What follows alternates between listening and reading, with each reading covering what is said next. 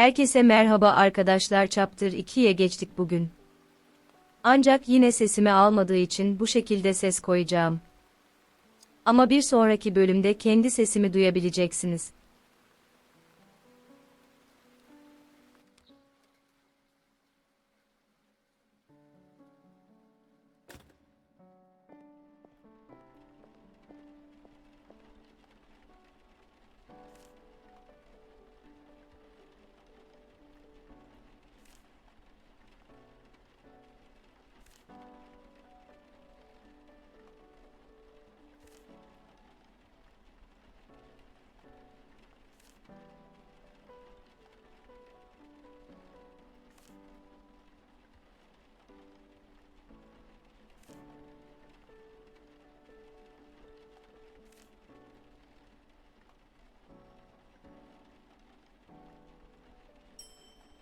Dün konuştuğumuz kedi bize güçler verdi. Günde sadece bir kere bir kişiye doğruyu söyletebileceğiz.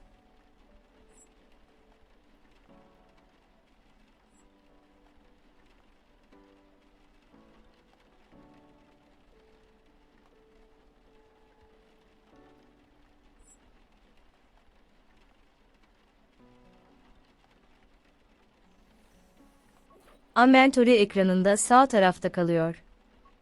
Oradan ne kadar hakkımız olduğunu görebiliyoruz.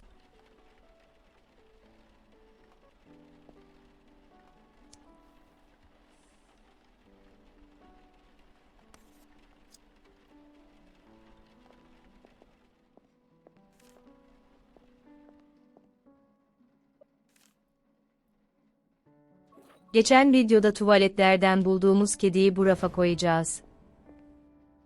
Rafa koyduğumuz kedi bize bir günde 2 kere doğruyu söyletebilme özelliği katacak. Mutlaka koyun.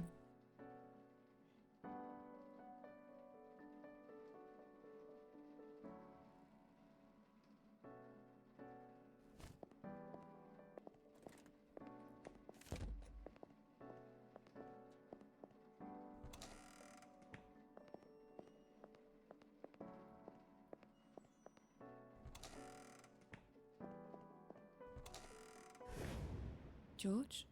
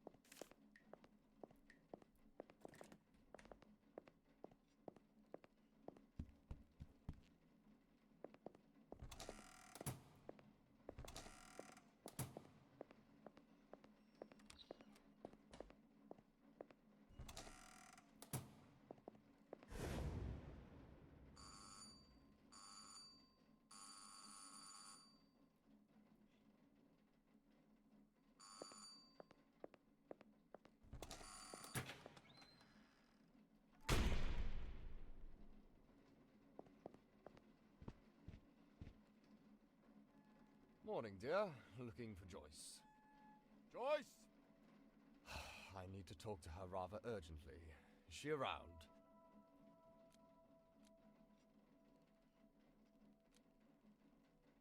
Who the hell is Joyce? You know, Joyce Garland. She's got this, punk rocker look. Red hair on top, bold on the sides. Lots of piercings everywhere. She looks after old George. Oh, the carer. Why don't you just say so? Yeah, she's not here. Was in a car accident, apparently. Broke a leg, I think. I'm here covering for her while she gets better, but it might take a few weeks before she's able to work again. Oh, no. No, no, no. This is just not good at all. Who are you? Oh, you're not from around here, are you? How exciting. An outsider.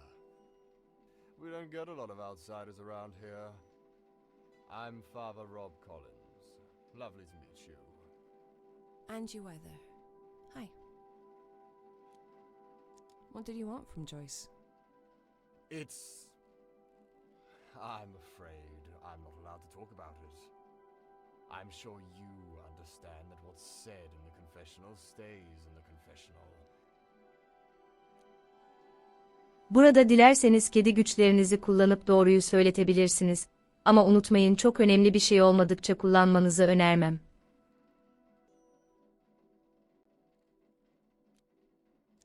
Fine. I don't really care anyway. Good. Let's leave it at that then.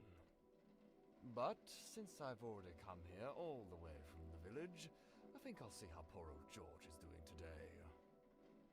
Morning, George. I'm coming in. Morning, nurse. Morning, father. What? Another one? Who are you and how did you get in? That's just Kieran. Don't mind him. He lives on the farm and does the sheep. Quite literally, I've heard people say. Don't listen to that fool, nurse. He just likes to bully people, he does. Well, you're Welsh, right? And I've seen you around sheep. I'm a bloody shepherd. Of course I'm around sheep. We look after them. These poor creatures look absolutely terrified every time you get near them. That's exactly what I thought last time I came to your Sunday Mass, father. And when was that, Kieran? 10 years ago? 20? Stop bickering, you two. What did you want, Kieran? Well, I was on my way to the sheep pen to feed my sheep, not do anything horrible, right? So I'm walking through the east yard towards the house. I'm not too happy, because it's absolutely pissing with rain out there, and I can already feel I have water in my boots. But then guess what I see? Poor old George is sitting right on top of the barn. I called out to him. I said, "Come on down, mate, you're gonna fall." But he just blanked me. So I thought I can't deal with this. Because really, I'm just here to look after the sheep. Crazy old people are way above my pay grade. Shit. Isn't it your responsibility to keep an eye on George at all times, nurse? Lead me to the barn, Kieran. I'll deal with this. Let's all go. By the sound of it, this situation may call for some divine intervention.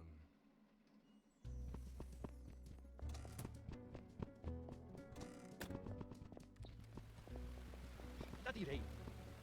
And the rain fell, and the floods came, and the winds blew and beat in the house.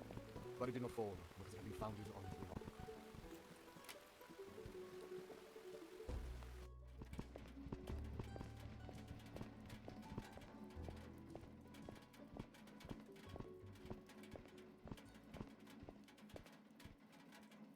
Up there. Fuck. Sorry. But why would he go up there? Why don't you tell us? You're the caretaker. George! Come down, for goodness sake! See? Nobody listens to you, mate. And neither does George.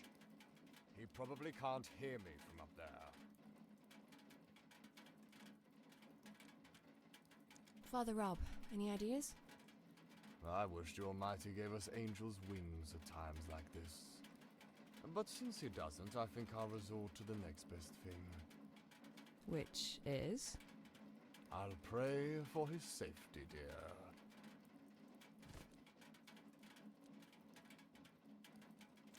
I guess it's better than nothing. Has George done this before? I wouldn't know. I usually stay with the sheep. I swear, if you call me a bloody sheepshagger once more... Well, I've not called you anything. But you know what they say, Kieran. There's no smoke without fire. This is one tall barn. It's very old, too. George told me that his father built it back in the 50s. Great. That'll make climbing it even more exciting. I wonder if you can see my church from up there. Why don't you climb it and find out? Well, I'm not that curious. Are you any good at climbing, Kieran? Oh no, I ain't going up there, nurse. I'm sorry. The planks are all rotten through. And those ladders, well, they weren't built for a man of my stature. Or your weight. Can you just bugger off? I don't even eat much. I've got a fat gene from my mother. That makes my agility a wee low. So what? Oh, I've seen you step dancing at the village fest. No fat gene hindering you there. Dilerseniz yine burada da kedi güçlerinizi kullanabilirsiniz. Fine. Last thing we need is you getting stuck on the roof as well. You're both useless. I'll get him. Good. That's what Joyce would do. Be careful up there.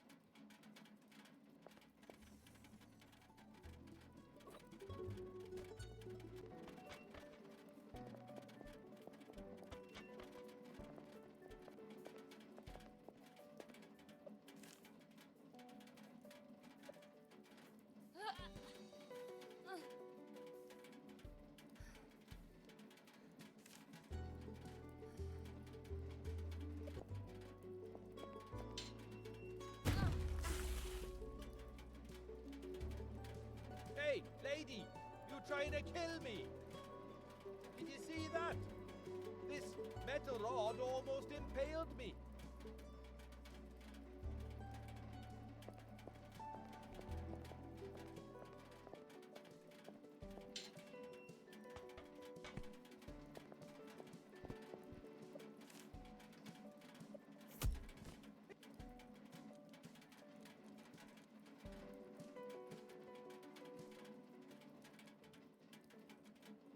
He'll probably just bounce right off you. All right. Because I'm so fat. Is that it? You said it, mate.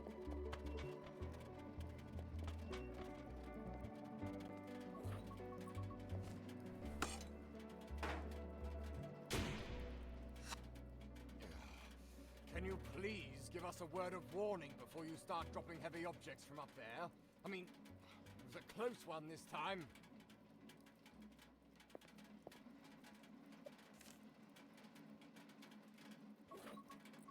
Mind you.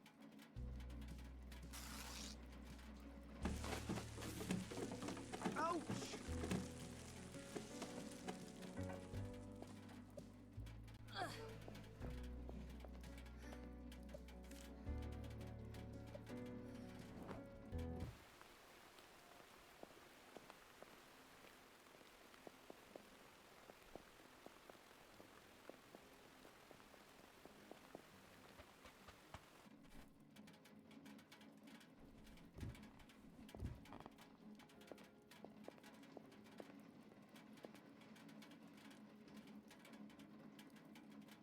Nice view, hmm? You can see for miles from up here.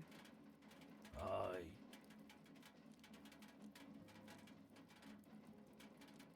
Do you mind if I sit down with you? You sure? You'll get a wet bum. It doesn't matter. I'm soaked through already.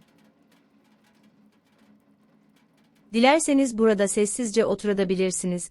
Ama George'u daha yakından tanıma fırsatını yakalamak için hikayesini dinleyebilirsiniz. You don't want to hear it? Yes, I do. Tell me about your life here.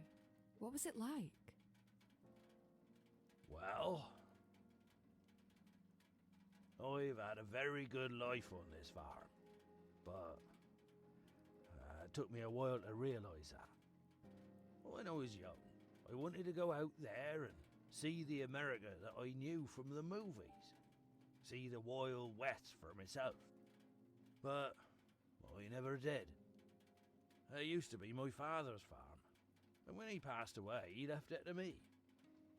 He was an angry man, always shouted at people. Anyway, I was convinced I'd follow in his footsteps and live a mediocre life I never wanted. Until something happened. It was the 4th of September, 2 years after Dad had passed away. I was on my tractor, heading up the hill to mend the fence, when I heard a crash. I stopped suddenly. I got off and I saw this bicycle, all crumpled up, sticking out right from under the tractor's front wheel. And I saw a lady's foot.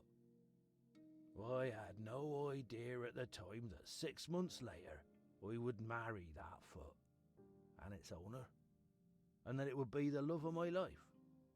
Penny was her name. She was a new vet in town, and the most gorgeous woman I'd ever laid eyes on. I picked her up in my arms, my heart racing, ready to rush her into hospital. But she just smiled and said, "Are you George Taylor? Or you have a sheep that's poorly?" Would you believe she was more concerned about the sheep than herself? Bless her. She really loved animals more than anything. Luckily, she wasn't nearly as damaged as her bicycle. Just a couple of scratches and a sprained ankle, which was quite extraordinary, considering she'd been hit by a bloody tractor. I waited for her, with a bouquet of flowers in my right hand, and a box of chocolates in my left, right outside the hospital. We both knew that this was meant to be. My lovely darling Penny. I tell you, she turned my life upside down. The farm that I despised so much finally became a home. All of a sudden I couldn't care less about Wild West and the cowboys. Penny opened a veterinary clinic here. Then Sarah was born and we started a family. Life was good. But good lives don't last forever. They're always followed by the dark times. There was an accident one day. We had a lot more horses here back then. There was this one bad stallion, Derek he was called, nasty old thing. It jumped and kicked Penny suddenly while she were giving it injections. And she just flew and hit her head on the wall. She didn't die straight away. I was in the hospital with her for 3 days, watching the life in her slowly drain away. She was only 42. That's too young to go. Too young.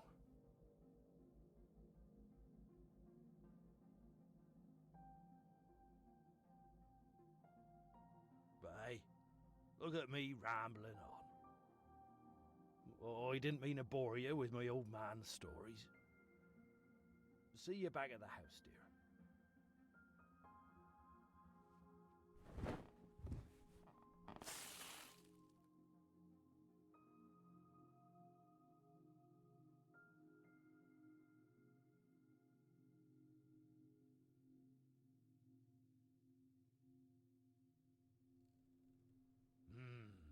That's a nice cup of tea.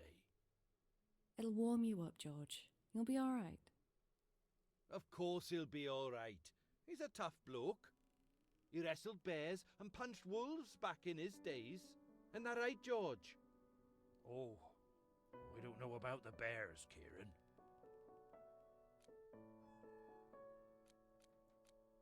Where's Father Rob? He said he was going to look around. Yeah? I bet he's snooping again. Why are you here, Kieran?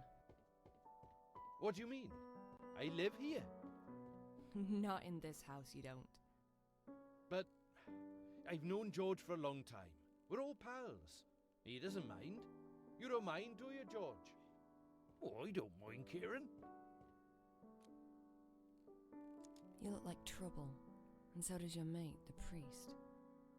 He ain't my mate. I hate him.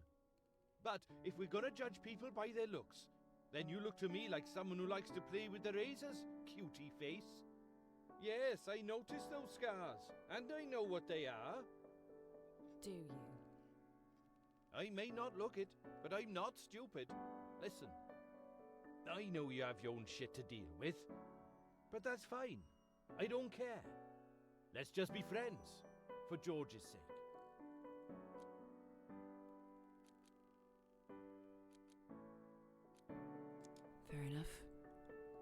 I'm not looking for enemies. I tell you what, I'll cook dinner for everyone first, and then we'll shoot some bottles. How about that? Oh, so you can cook too? Hell yeah, I can. I make a smashing roast lamb with Brussels sprouts and mint sauce and all. George loves it, but there's no oven in my caravan, so I'd have to cook here. I don't know, Kieran. I think we could all use a proper meal after a morning like this. But I'm gonna need some cooking wine. I doubt there's any here. George has always been a sherry kind of guy. Someone say sherry? There's a bottle of red in my caravan. Could you get it for me, please? Why can't you get it yourself? A dinner like this is a lot of work. I'll never make it on time if I don't get started on the vegetables straight away. Plus, the old leg's hurting, like a son of a bitch. And you'll be walking that way anyway. Joyce always does, this time of day. To do what? To feed Richard some carrots. Richard? The horse. He lives in the box just outside the big barn. Richard. That must be the worst horse name I've ever heard. Well, I always say he should be called Vicious instead. Why's that? Does he bite? We have a love-hate relationship, me and Richard. Every time I pass by his box, he looks like he'd love to rip my head off and kick it like a football. A horse playing football. Now that would be a sight to behold. Carrots, you say? You sure Richard's not a rabbit? All horses love carrots. Don't you know that? Yeah, sure. Of course I knew that. You go in then, because I'm sure Richard's starving. Have you had your breakfast yet? Because you can have this doner kebab if you want. Oh, nice. You sure you don't want it? I'm sure. Yes. All right. Nice. This'll keep me going until dinner. Cheers, nurse. I'll go then. Anything else I should do while I'm there? Milk the cows? Harvest the crops? No. Just get the wine and give Richard some carrots so he can love you forever. Okay. But you better watch George while I'm gone. I won't let him out of my sight, nurse.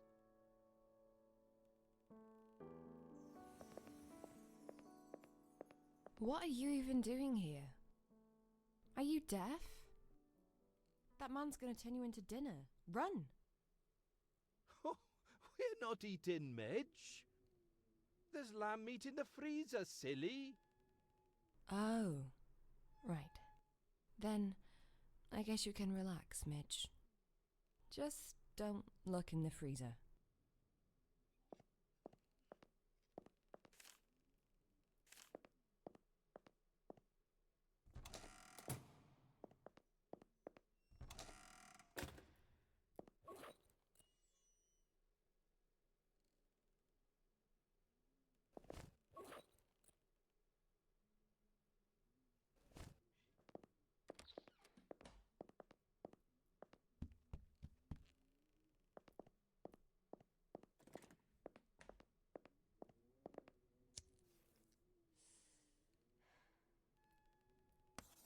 Bir sonraki bölümde karavandan şarap alacağız ve Richard ile tanışacağız. İzlediğiniz için teşekkürler.